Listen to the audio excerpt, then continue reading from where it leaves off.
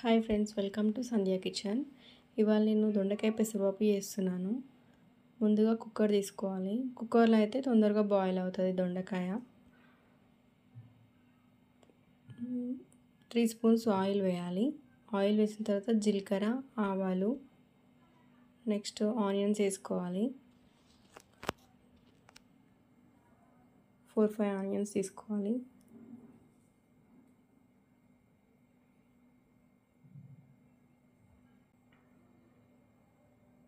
కలిపిన తర్వాత అందులో కరివేపాకు వేయాలి.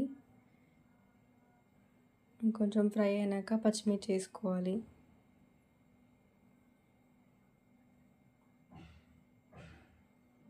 దొండకాయ ఓన్లీ దొండకాయ టమాటా అట్లయితే ఎవరు సరిగ్గా తినరు.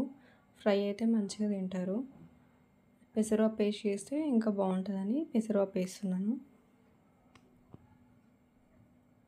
పెసరపప్పును వాటర్లో నానబెట్టి పెట్టుకోవాలి. నెక్స్ట్ పసుపు వేసుకోవాలి.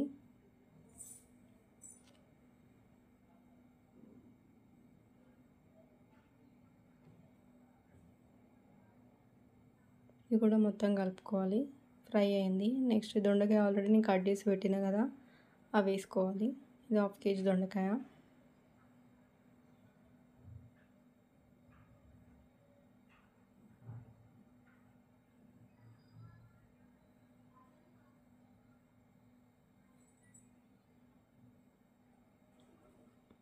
మొత్తం అంతా కలిసేట్టుగా కలుపుకోవాలి.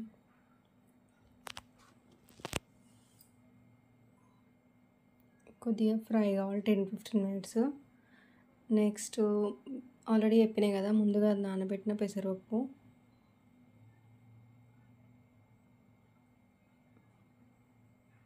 పప్పు కడిగిన తర్వాత ఇందులో వేసుకోవాలి. దొండకాయలో మొత్తం కలిపేయాలి.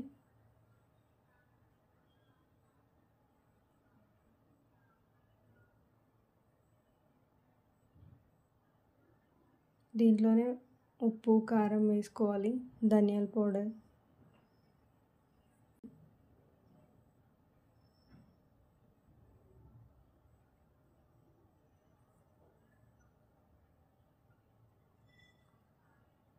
త్రీ స్పూన్స్ కారం,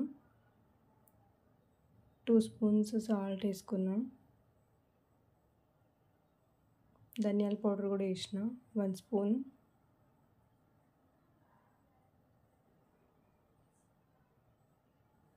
మొత్తం మంచిగా కలుపుకోవాలి.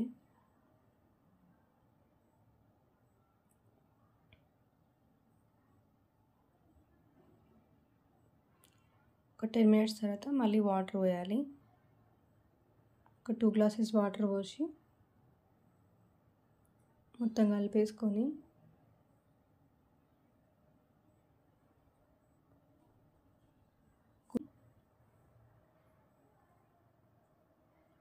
త్రీ 4 విజిల్స్ కాగానే తీయాలి. ఇప్పుడు బాయిల్ అయిపోయింది.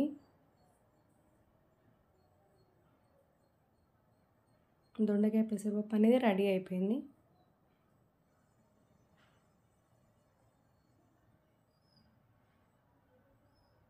మీకు ఈ వీడియో నచ్చినట్టయితే లైక్ చేయండి, షేర్ చేయండి, సబ్స్క్రైబ్ చేయండి నా ఛానల్ని. Thanks for watching.